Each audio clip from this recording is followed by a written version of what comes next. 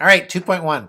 The concept that we're after is we're trying to speed up your sales cycle, right? So you want to find more business, you want to find more business faster, and you want to do it in the way that works best for you. Actually, I was just having coffee with a guy this morning, and we were talking about this. And one of the things that he found in working, he's a private equity guy, and in working with the companies that he works with and the sales forces that he works with, he says he finds that this conversation is very common, and it's people get stuck thinking about. In his experience, it was channels versus customers.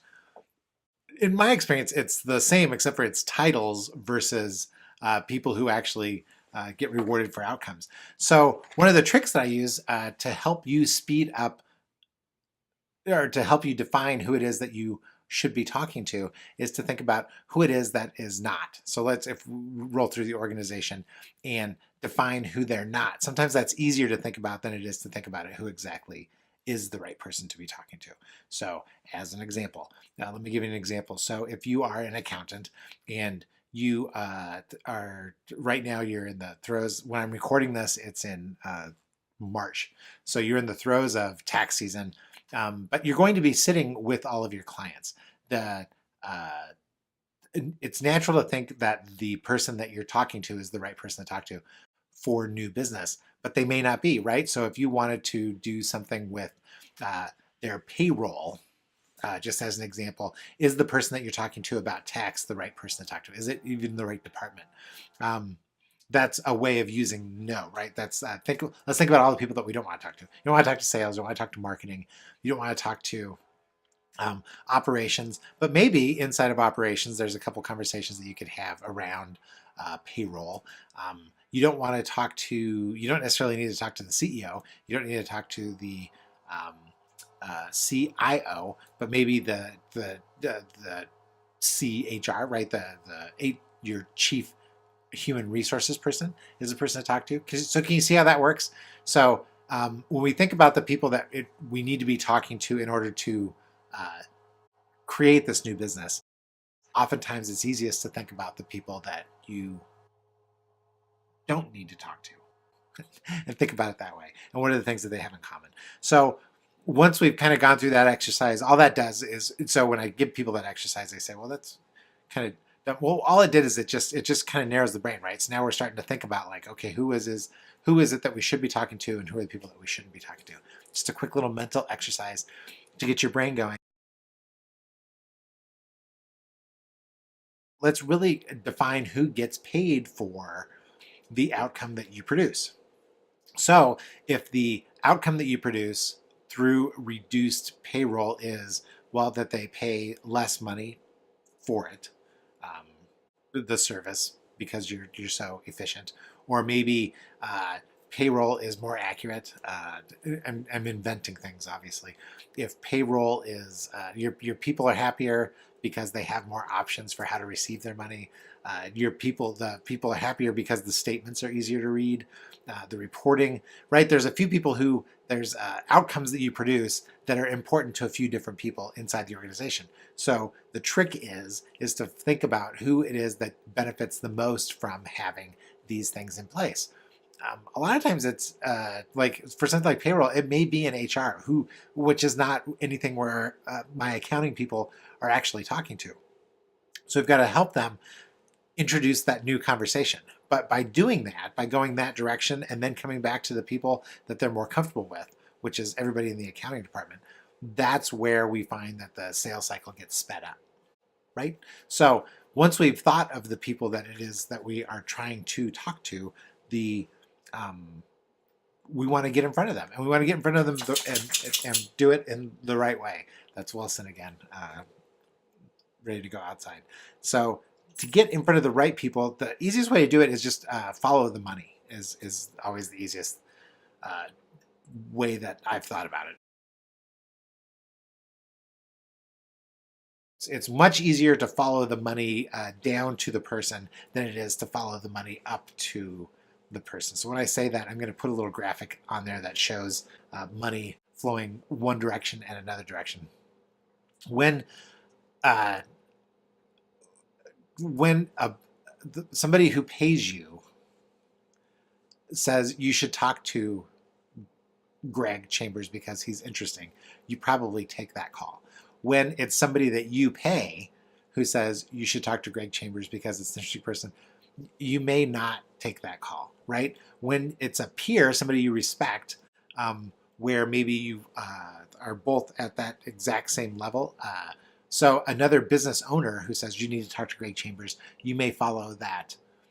You may take that call more readily. But if it's your pastor, right, who doesn't know anything about money, presumably, and who says you need to talk to Greg Chambers, he's got some good ideas, you may not take that call. Does that make sense? So if you can, always follow the money. So once you've defined who it is that you want to talk to, because it's the people that are looking for the outcome that you can provide, and you think, and it's somebody who you're not used to, right, I'm making a bunch of assumptions in here. One is that there's somebody else who you need to talk to that would speed up your sales cycle. The second thing is then how do you get in front of them easily? And so before I ever start talking to any of these people, the first thing I think about is who do I know? How can I get into a referral where it either is from a peer that they respect monetarily, or it's that I'm following it down. So your best customer tells you that you need to talk to Greg Chambers. You would say, okay, versus a vendor, another one of your vendors says you should talk to Greg Chambers. You would think maybe, right? Does that make sense? So that's talking. That's some of the tricks I have for you for talking to the right people. In a perfect world, right, is that you need to work with your marketing department to get in front of these people anyways. So if you go to your marketing department and say, we want to market our payroll service, they're probably going to give you generic payroll related information. But if you tell them I need something to talk to the HR department who I don't know, or the chief of HR who I want to talk to about the benefits that they get, the outcomes that they get, or I want to talk to, the person who deals with their bank. These are terrible examples, but if you can get them to call, if you can get materials from your marketing department so that you can get these people to call you, that's even better, right? So you can speed up your sales cycle greatly if you can get a bunch of people to call you, because it eliminates one whole step in the cycle. So I've really covered three things inside of here. One is to define who it is that you should be talking to. The second is to think about the easiest way to get in front of them through referrals by following the money. And the third is if you can't get in front of them via referrals, how is it that you can get them to call you? Can you produce content? Can you produce any materials that would help them, would help you grease the skids, so to speak, by getting it in front of them so that they could call you? Because when they call you, it's just always better.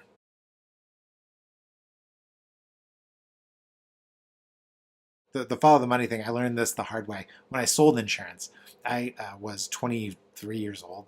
And so trying to sell life insurance, you're 23 years old to 23-year-olds, right, they're not going to die.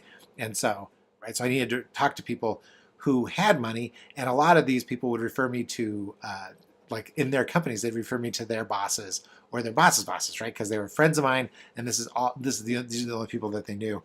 So when I would follow up with them, I never got through it. I could never figure it out. But over time, I started to figure out that if I did have any bosses who I talked to who said, hey, you should talk to my employees, those employees would always take my call. And then that's been life anyways, right? I mean, if you think about it, like if you worked for me and my kid was raising money with selling chocolates, and I said, hey, do you want to buy chocolates for my kid? Even if you were violently allergic to chocolates, you'd probably buy some because I'm your boss. It's a terrible thing. So if you're the boss, don't do that. But at the same time, if it goes the other way, right? If the employee comes to you and says, buy my chocolates, you're not, as the boss, you don't feel obligated necessarily. It's just a different feeling, and that's the feeling that we follow through on. So make sure, and this is all we're going to be talking about in this section. So I'm going to give you, there's 6 different areas around this theme. So this is my first one. Let's make sure we're talking to the same person. When you get into the forum, so this is forum talk now. When is a time that you took an appointment with someone because of a boss or a customer said that you should? Somebody who the money was coming to you, and why did you do it? And then when you think about who really gets rewarded from the solutions that you provide, when you can help them, what are some ways in that they get rewarded? My examples always end up being that you get paid for it, because I still think that's a pretty strong motivator, but I'm kind of sales biased.